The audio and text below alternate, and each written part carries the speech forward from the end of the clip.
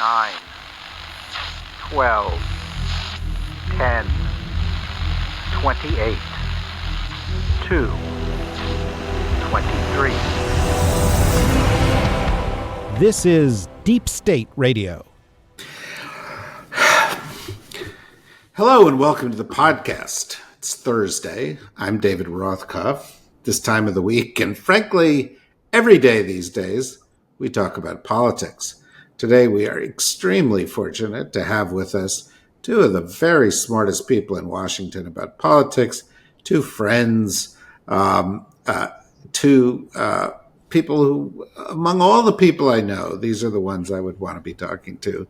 One, of course, is our friend, Norm Ornstein, who you may know from our Words Matter podcast, but you also may know him from his books, his writings, and the fact that he is one of the great gurus about Capitol Hill and the rest of politics. How are you doing, Norm? Well, I'm doing basically okay, although, as the rest of us, nervous. I am cautiously, optimistically nervous. I saw somebody quoted on Twitter from Wisconsin who said he was nauseously optimistic. And also, we have with us the legendary David Corn of Mother Jones, of the what is the name of your Substack, David? In This Land or Close. America the Beautiful? What in our land? Yeah, it's called Our Land. It's a newsletter, but not a Substack. So don't look for it on Substack. You got to go to davidcorn.com. Oh well, that's where you got to go. And how are you feeling? Let's start with our therapy session. Just lie down on the couch there. How do you feel today, David? Well, I feel like a therapist because everywhere I go, whether I walk my dog, whether it's going to the grocery store, whether it's walking through Dumont Circle, people come up to me and they say, "So what do you think?" And I go, "Nobody knows." They go, "Okay, but what do you feel?" Yeah. I feel numb at this point. Every poll is within the margin of error. The margin of error may be greater than what we think the margin of error is. These swings from point down 1 to above 1 and 0.5, whatever, they all make no difference because it's all within a margin of error for an electorate that we don't quite know yet in an experiment which we've never run before with a convicted felon on one side and a black woman on the other side. So I guess I'm in a state of slight irritation that people would expect me, Norm or you, to know more than they do, because anyone's guess is as good as anyone's guess at this point in time. Speak for yourself, dude. I want them to come to me and expect that I know more than they do. Let me try something on you guys. I'll start with you, Norm, and I do this with a certain degree of risk. I recognize that. But I've just written a column that'll be in the Daily Beast, I don't know, probably before the people read this. And the opening line of the column is this: Kamala Harris is going to be the next president of the United States. And the reason that it says that is based not just on, hopes and wishes, but on the fact that the trends in if you eliminate the 100, and there are 100 polls that are Republican-backed, funded, biased, right? So if you eliminate those polls and you just look at independent polls, she's on average up by 2.4%. If those are the national polls. If you look at the battleground polls, and you look at the YouGov poll or you look at the CNN poll that just came out, she is, in the states that matter, she's either up, and in several cases up by 5 or 6 points, or in the case of Pennsylvania, tied, but she's also tied in North Carolina, and so forth. Now, and I'm as skeptical of polls as anybody else, including David Corn. But here's what we know. The polls have been wrong since Roe v. Wade. They were wrong in 2022. There was no red wave. One of the reasons they were wrong is they undercounted women. If anything, The gender gap is likely to be bigger in this election than in the other elections. There are going to be more Republican women among the ghost voters who actually show up but are not shown in any model. More young women not shown in any model. Right now, the gender gap is 10%. And among women, Harris does substantially better. So that's very pro-Harris. That's among the over 30 million votes that have already been counted. We don't know who they voted for, but we know that 55% of them are women. And there are other groups that are likely undercounted as well. So take past performance, take voter registration numbers, take early voting numbers. You got to come to the conclusion that Harris is going to outperform polls that already show her winning. Okay, Norm, I'm off the ledge. I'm sitting here, so you may talk me back onto the ledge. I'm going to try not to, although that's usually what I do.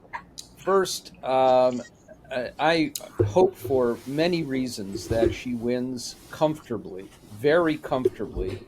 And of course, one reason obviously is it will make it much more difficult for Trump, Musk, and their allies to make any kind of a claim that the election was rigged, although they're still going to do it. And of course, they're trying to set expectations, not just with this flood of Republican polls, but as Musk, who tweets to, he's set up the algorithm on X so that it's force-fed to everybody that, it looks like a Trump landslide.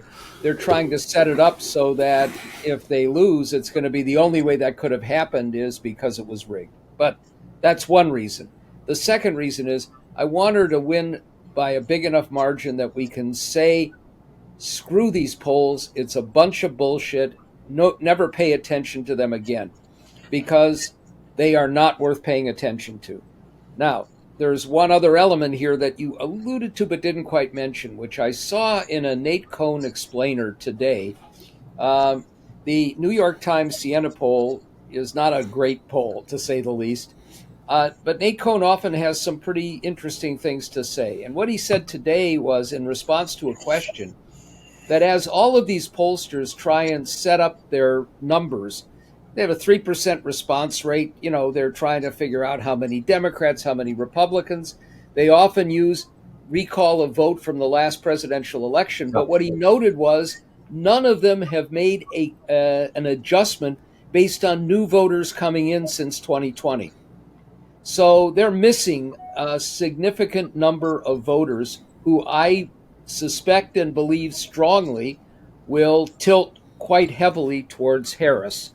So I think we're in good shape there. I think we're in good shape for another reason. Go back to 1980. By the way, I love what you're saying, but I'm watching David Corn's face throughout this, and he fucking hates good news. It just really makes him uncomfortable. Yeah. It's news. It's not. We'll see. Okay. Another reason, if you go back to 1980, the polls, which admittedly stopped too soon before the election, showed a very close race between Jimmy Carter and Ronald Reagan. And Reagan, as we know, won huge. Why? Because the final week, the final 10 days, just broke strongly in his favor. It was partly a debate where, he said, are you better off than you were 4 years ago, which jolted people. It was Jimmy Carter saying that he talked to his daughter, Amy, about the nuclear issue, which was perfectly fine, but got distorted into something bad. But we know there are October surprises. We know that there are things that have an impact on late breaking voters, not just undecideds, some who are leaning in a direction but change because of a development. I was scared to death, still am in a small way, that Bibi Netanyahu would create the October surprise that would tilt in Trump's favor. But the fact is, the most important October surprise is Madison Square Garden. And if it had happened a month ago, it would have washed away with all the other stuff that's happening. I have to say our prominent newspapers are doing their best at this point to downplay it, instead focusing on distorting what Joe Biden said about Madison Square Garden, and then covering their asses by saying it doesn't matter what he meant. Here's what the implications are, and it's because the Trump people are desperately trying to clean the stables out of their bullshit to fill it with something else. But the fact is that what happened at Madison Square Garden, 400,000 Puerto Ricans in Pennsylvania, Latinos in Nevada and Arizona and North Carolina, I think it will make a difference. And I think it could take states that are, on the cusp and turn them in a different direction. And I want to see the Harris campaign pour even more money in the final days in ads in French for the Haitian American community, in Spanish for the rest of the Latino community, to nail this down. But if you contrast what happened at Madison Square Garden with what happened on the Ellipse, I think we frame these final days of the election in a way that should work to the advantage of Kamala Harris. Well, let me just say one thing before David speaks here. I was the Haiti economic coordinator during the Clinton administration. Yeah. And before I signed on to that job, they dropped a bunch of flyers in French. And most Haitians don't read French. They read Creole. Yeah. And so I think the ads need to be in Creole. That's my only correction I would have on all of that. Okay. If you're listening from the campaign, Creole. Okay. All right, David. I just see you winding up here. Like, no. I got nothing. You guys. No. Before you go, David. I read David Rothkopf religiously, and sometimes I even read your columns twice. And I say, I was going to think from right to left. You read them religiously. And I say, I was going to think that, and I go, wow, he beat me to a good point again.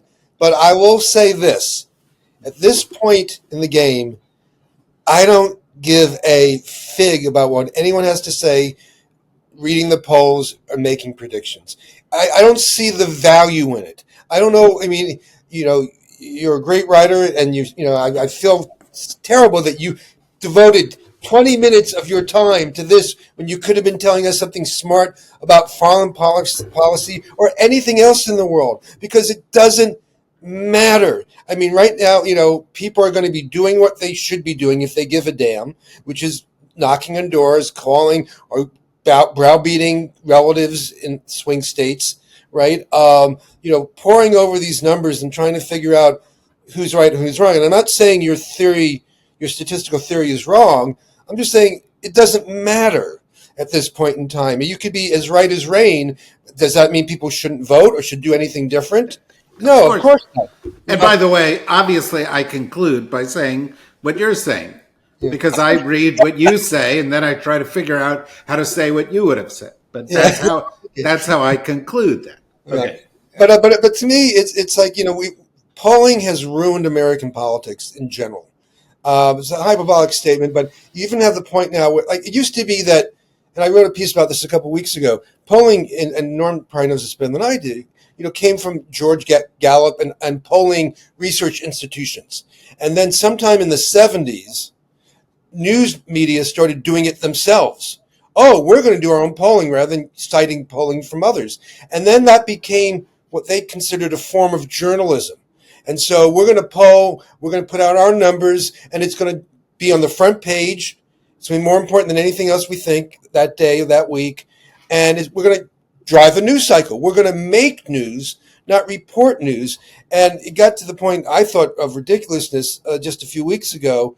This is just one small example, and I'm picking on the New York Times because we pay more attention to them than others. But the day after Kamala Harris announced her plan to expand Medicare to cover home health care, that story was on page A12, and it wasn't that big a story. The front page was the latest New York Times Siena College polling. And I'm thinking, well, wait a second. If what she is proposing happens, that will have a positive impact on tens of millions, maybe over 100 million Americans. Nothing could be more consequential, especially for old people like us. We may need this. And yet the poll that the New York Times did was deemed by the New York Times to be more important. And that's why I think, we're diverting energy and conversation and psychic, attention and effort to these issues. I mean, and at this point, I mean, I'd rather us still be talking about the themes of the campaign. If there's anything else left to report out on any of the extremist connections of J.D. Vance or Donald Trump, there's, Elon Musk's, craziness saying that the economy will have some hardship if Trump wins, but we will disrupt and destroy and then rebuild and everything will be fine. There's just so much, shit flying. And I do think you're right. I think what happened at Madison Square Garden, was highly significant. I think it got a lot of attention. I think it broke through. Particularly within the Puerto Rican community, but beyond that. And it wasn't what they wanted. So, those are the things I'd like to see us address. I do worry. I've been saying this for weeks now that I thought that Netanyahu, it may still happen in the days before the election, will, further attack Iran, which he did earlier, a few days ago, and it wasn't as severe as some people expected it to be because he wants Trump to win. There's all this stuff happening. There's a lot of dark money being spent. And we see now, the Republicans are out there making very specific claims of cheating. In Pennsylvania, they're not letting these people vote. In Virginia, they're not letting these people vote. In North Carolina, this is happening. So they can come out later and say, see, this is why the vote count's bad. And so there's just so much happening that I think is beyond the ability of the media, myself included, independent media, mainstream media, podcasts, to really get a handle on. There are mailers going out that are saying ridiculous anti-Semitic things about Kamala Harris. There's just, there's Russian disinformation that's targeting swing states. We here in the D.C. area may not see it, and it may not come out. So, so there are lots of mini October surprises happening. And I think it's a major problem for our system, and we can't get our arms around it as we nervously, anxiously, nauseously, wait for Tuesday, where our troubles will really begin. So Norm, I have a question for you that follows up on that. But I want to say two things. One, everything that you said is right. And there are a lot of stories right now, and Trump will challenge this. And it is likely, as we have said on earlier podcasts this week, to take weeks before this is resolved.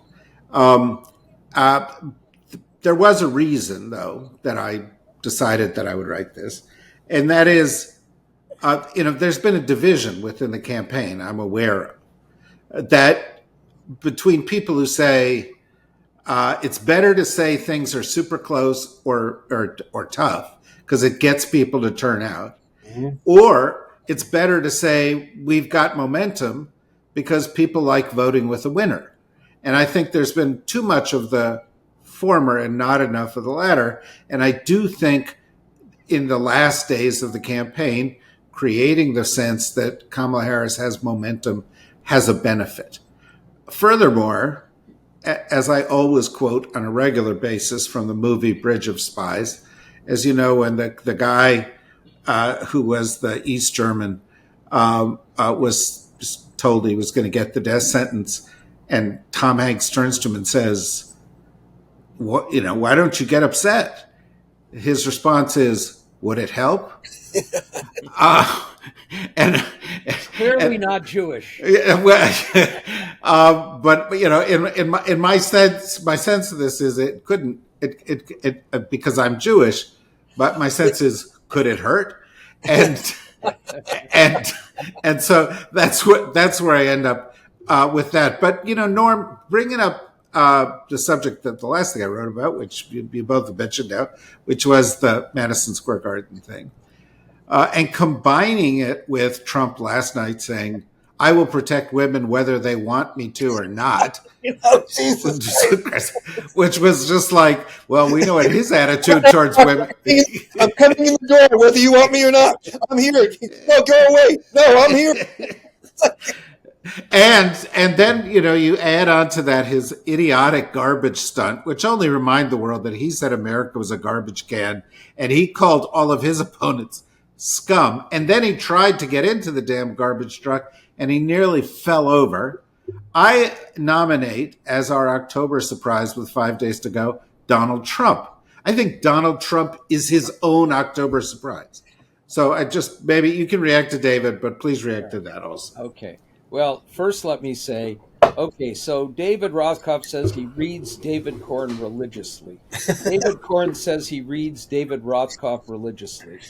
I just want to offer a slightly different perspective. Which is you don't read either of us ever. We know.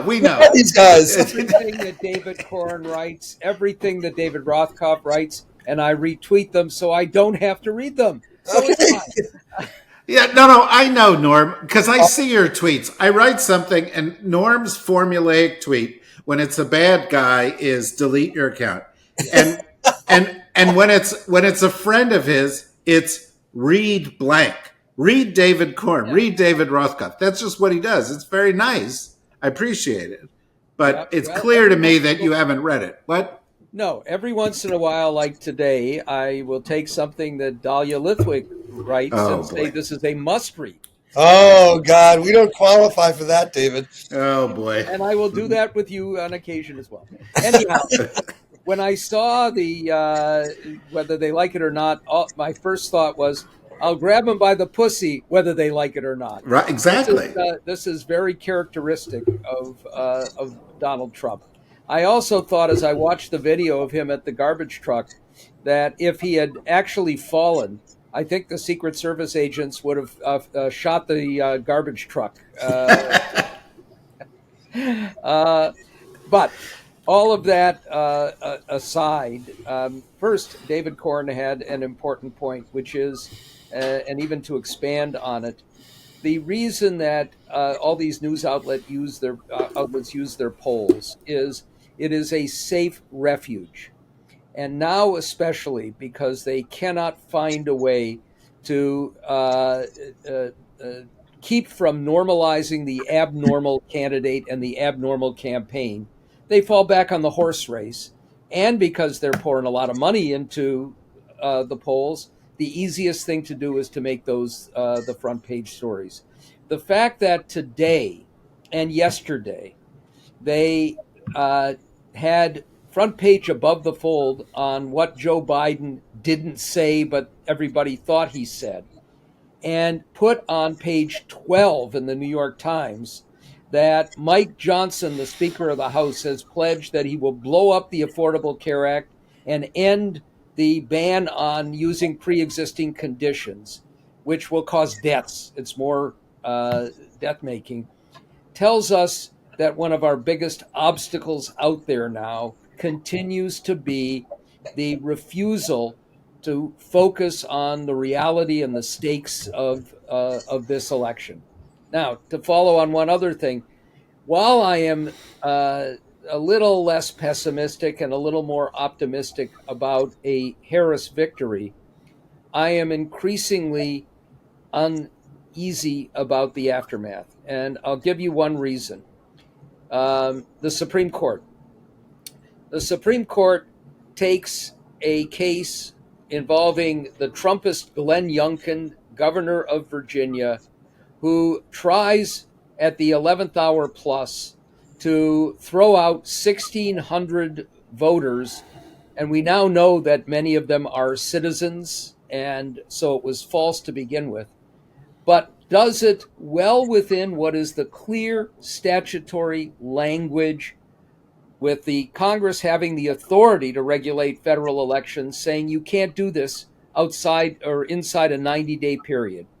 And in another shadow docket decision, so they don't have to take individual responsibility, they basically let Youngkin go ahead with this. Now, this is 1,600 votes that'll probably end up being a much smaller number because a lot of these people will know and they will have opportunities to actually vote. It's the precedent. And the precedent here is, and this is something Alito had already done with voting rights, I don't care what the plain language of the statute is, I'm going to do, and in this case, 5 others joining him, what I want to do to satisfy my partisan hackery ambitions. Now we have another case involving Pennsylvania, which is a slightly more, it's even a narrow case about how you handle votes by mail. And the Pennsylvania Supreme Court, following the Pennsylvania Constitution, wants to set uniform rules for all the counties in Pennsylvania. And we're going to have a Supreme Court use what it made up. It's called the Purcell Principle, that you don't do anything to muck with an election when it's close to the election. Something that they threw out for Virginia that they will bring back for Pennsylvania. And what that does is give me chills, because in 2020, we had 60 court cases that Trump filed that were thrown out, rejected, often contemptuously, by a set of judges, including many who Trump had nominated, and the Supreme Court. This time, am I confident that this Supreme Court will follow the law, will follow decency? No, I'm not. And that gives me chills. Well, now, given your interest in Supreme Court, I know why you fawn all over Dahlia Lithwick. But having said that, beside the fact that she's brilliant. Look, you're cute, but she's cuter. No, yeah, and she's brilliant. I think Dahlia Lithwick, absolute superstar. But having said that, it's no surprise, David, that the Supreme Court will do corrupt hackery as its sort of daily work, given the 6 right-leaning justices. But also, this is a Supreme Court where the Chief Justice was one of the legal minds working behind the last time the court got involved in a throwing an election, which was, of course, Bush v. Gore. I think Norm's concerns are reasonable. In fact, yesterday's podcast was with a couple of people who are sort of studying ways that Trump may screw up this election result. And there are plenty of those. What are your concerns in that regard? Yeah, there are plenty. This is one reason why a big vote count in one direction or other makes the world easier, because it's harder to overturn an election that's not close. But there are just so many different, permutations here. There are 7 swing states. I don't know if any others will become close. They all have their own different, legislatures, governors, and some have crazy people in charge of certain counties, some don't. And so it's really going to depend a lot on, how the results come in. There may be some states in which there is an effort to block certification of election results at the county level by election deniers who've denied the 2020 election, no matter what the count is in 2024. And, in some instances, that could be what the election turns on, one way or the other. In some instances, it might be a sideshow. It doesn't really matter. It kind of depends how the voting goes across the board. And then, and in some states, you have federal judges, once you get to the federal side, who are more reasonable than in others. So we're going to be looking at, not 3-dimensional chess, but it could be 5, 6, 7-dimensional chess. All these different things playing out at different times and different paces in these different states. We saw in Georgia how they try to rig things down there, but there have been some court decisions recently that have said, well, you can't do that and you can't do this, making it harder. That's not impossible, but they took away some of the easy routes to rigging for Republican election deniers. Pennsylvania, and a lot of these states, you have Democratic governors. That helps as well. In Wisconsin, you had, a Supreme Court that previously was far right, very Trumpy. Now it's not. So we're going to have to really, need a spreadsheet here to keep track of all the different things. I mean, Trump, whatever he just wants to throw up a lot of chaff and just create chaos and disrupt because he believes that if you can basically spoil the election and just make it so that it's uncountable, undecidable, that it goes to the House of Representatives. They have a contingent election there where you vote by state, by the delegation in each state. If Republicans have a majority in one state, they get a vote, right? And so right now they have a better position in that way than the Democrats. And even if the Democrats take back the House, they may still have a better position. So that can change too if there's a big Democratic sweep. In any event, it used to be, election night kind of new, if not a day or two afterwards.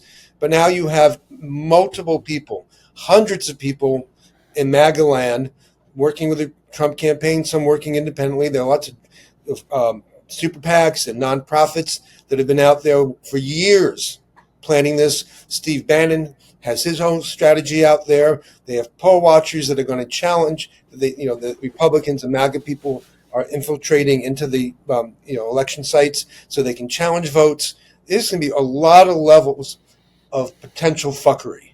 So I'm concerned about all of it, and we're going to have to really hold our breaths to see just how bad it's going to get. But back to your original point, if the vote count is very strong for Kamala Harris, and particularly, and she wins, if it's pretty clear at the end of Tuesday night or Wednesday morning that she's on her way to a decisive victory, it will make everything a lot tougher for Trump because he's all about basically creating his own reality. This is the piece I'm writing now. Don't you write this, David Rothkopf. Say that again. Say that. I'm just going to get some notes. This is what he's done for 9 years. He wants to write reality. He's a reality TV guy. You make a false narrative, and his newest false narrative is that this election is stolen.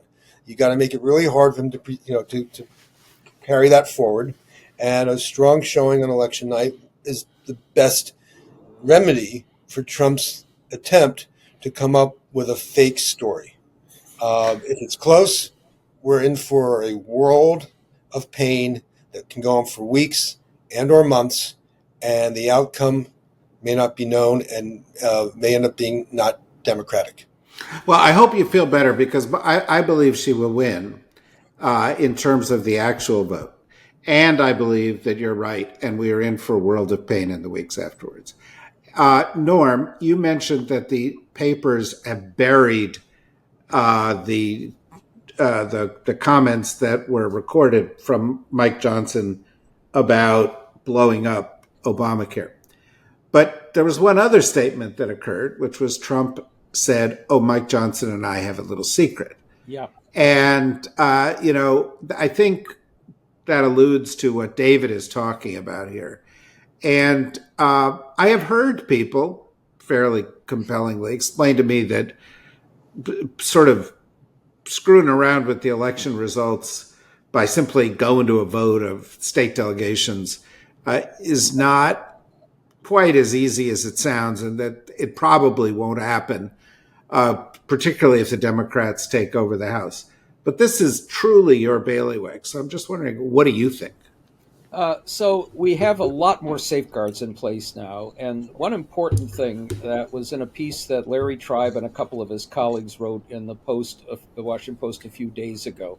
If you look at the plain language of the 12th Amendment to the Constitution, a contingent election is caused when nobody gets a majority of the electoral votes as certified, fundamentally.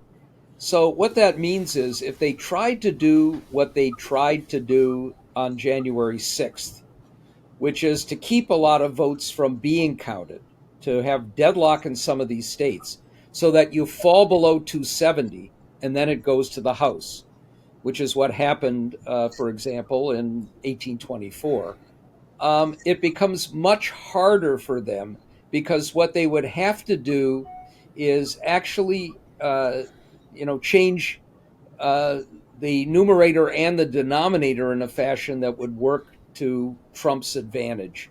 And the Electoral Count Act reforms make that more difficult. And the Electoral Count Act reforms make it much less likely that we will have a state that can't certify, because it is the governors in most of the states that we care about, or sometimes secretaries of state. So I think the ability to use that vehicle has been countered relatively effectively. I worry about other chicanery that Mike Johnson might engage in if they are still in the majority. And I will tell you that that's why in these final 2 weeks, both my own money and where I've counseled people who've asked me where should I give, and the final days it still matters because the dark money comes flowing into a lot of these races and the candidates need it. I'm going to House races like Mondaire Jones in New York, Janelle Stelson in Pennsylvania, Eugene Vindman in Virginia, and others, to try and make sure that the House changes in its majority. That's an absolutely critical element. The only thing that could intervene there, which I don't think could happen, is if on January 3rd, when the new Congress is supposed to convene, Mike Johnson tries to keep the House from coming back so that he can't turn over the reins of power, but he can't legally do that anyhow. So, that's not as big a concern for me. The bigger concern for me is the way the courts intervene. And then we also have to think about violence. I think we're headed for a period of some significant violence, almost no matter what. And Can I say one point on that, though? This is one area, you paint me as a pessimist, David Rothkopf. But there's one thing that a sliver, a slim, narrow sliver of optimism here. And I just want to tip my hat, though I'm not wearing one for people just listening at home, to the prosecutors in the January 6th case. yeah, I think, they over 1,000 cases. They've won basically every case. They've gotten very significant sentences for these thugs and brown shirts who thought they could beat up our democracy on behalf of Donald Trump. And I believe that does what criminal justice is supposed to do and law enforcement is supposed to do and the judicial system is supposed to do. And it's created a disincentive. I think a lot of people looking at that who might otherwise want to, call them couch warriors who might get off the couch for one weekend to do something. This is going to weigh heavily on their decision making. It's not going to be a freebie. A lot of these people thought this was going to be a freebie for them. They could come in, they could beat up our cops, destroy our Capitol, and it turns out no, you're wrong. And I'm not saying this is. I still worry about violence too. And I think, it's still quite possible. We already seen some instances of angry MAGA people beating on election workers, in a one-to-one situation. But I do think that there's not enough credit given to the way the feds have handled this case, and that does have somewhat of a positive effect on what we may see now. At least that's what I'm hoping for. I would agree with that with a caveat. I've tried very hard in my limited way to get Attorney General Garland to do a ballyhooed press conference pointing to just what David Corn talked about, the stiff sentences for people engaged in violence on January 6th, and a warning to everybody out there that if they try to do something like this in the election, that the hammer will come down hard on them. And we didn't get that. Now, we have a Justice Department that set up a task force to deal with violence. We have a bunch of U.S. attorneys who may be prepared to deal with it. But a lot of these people, and that includes, by the way, the 500 to 1,000 plus constitutional sheriffs, elected law enforcement people who believe they can take the law into their own hands because Jesus is telling them to, who've set up in many cases vigilante groups. And what they're counting on, David, is, and obviously it's a risk for them, this is an aggressive Justice Department when it came to January 6th. But if they use violence now and it gets Trump in office, Yeah. nothing will happen to them. Right. And of course, we will then have pardons for the Proud Boys, the Oath Keepers, and groups of vigilantes under Trump going out there, intimidating others. Now, I do, before we go, David, want to mention one other element that brings us back to a slight amount of optimism. And that is, if we assume it's a close election, even if we don't, turnout obviously is what matters. Are we getting our voters to the polls? Are they getting their voters to the polls? They are now scrambling, the Trump side, to say, everything we told you about how voting by mail and early voting is corrupt, never mind, vote by mail, vote early. But what we also know is that when Trump put his daughter-in-law in charge at the RNC, the main reason was to raid their coffers of all the money they were using for, or had set aside for turnout, and give it to his lawyers, I'm sure with a little bit of cream skimmed off the top for him. And they outsourced the turnout effort to Elon Musk. We're already seeing what a farce that is. In Michigan, where his group has basically dragooned a bunch of people the way they used to pull people into the British Navy and thrown them into vans without seats, sitting in the back, and told them that that their phones are going to have their GPS watched, so that they're going to have to go to doors, and they have 30 seconds at a door, and they better get signatures for voter registration or they won't get the money that's been promised to them. It is a gang that can't shoot straight. They're complaining or talking about what David Corn had said with, the allegations of fraud in Lancaster County, Pennsylvania, 2,500 registrations put in that were phony. If they get to the bottom of it, I'll bet it's Musk's group that's done this, because that's, It sounds like Musk. And we have a really well done voter turnout operation, as good as any that's ever been in existence. Right, and that's because the head of the campaign is a voter turnout specialist, Jen O'Malley Dillon, right? So I'm going to say three things. One slightly pessimistic, one kind of neutral, and then I'll seek one positive thing before we wrap up. The pessimistic thing, as far as the violence goes, talk to the FBI, talk to people who are in this line of work. We still do not have a code in the United States to deal with domestic terrorism. Yep. It is a big problem. The Republicans have blocked it. There is a reason that they have blocked it. So it is something to be fearful of. The neutral thing that I have to say is, David said that he was tipping his hat. So I want to make sure that my hat is also taken into consideration in this. And for those of you who are just listening, I've just put on a Kamala hat. So finally, and we'll give each one of you a minute. I will first start with David Corn, who has sworn he does not do this.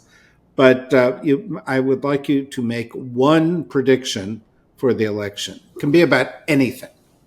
Could be about what you're going to have for breakfast. Just a prediction for the election.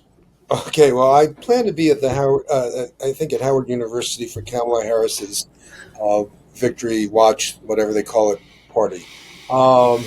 And I mean, the obvious prediction is that we're not going to know for days what's going to happen. I mean, I will say this, I've been covering this stuff for decades now, and not as long as Norm, but we've all been this for a long time, and it's a perilous moment for the country. It's no matter what happens with this election, the problem is not Trump. We've talked about this in the past, David. The problem is that tens of millions of Americans want what Trump is selling, and they know it's a lie, but they don't mind. They like the lie. That's it. He's not fooling them.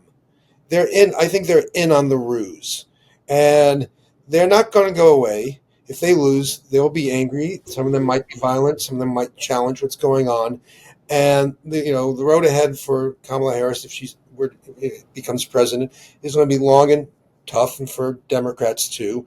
And my fear is that we're not going to resolve anything here. clearly for this country, and that we're still in a fight between reality TV, between a commitment to democracy and creeping authoritarianism or fascism, and that's just where we're going to be for the next couple of years, if not longer. And obviously, it's better for the forces of light if there's one result on Tuesday than the other, but it ain't going away. Excellent. Norm, you got a prediction about anything? So I will just give you an expectation, and the expectation is that Harris will win, Democrats will eke out a victory in the House, the Senate will go narrowly Republican. And what that means is we're in for a world of hurt for 2 years. The Senate Republicans will make her life miserable over confirmations. They'll block judges, but for her cabinet and sub-cabinet people. And the Supreme Court will try and block most of her executive actions with a divided Congress that won't work. And if that's where we are, I'll be happy, because this is, and here's why.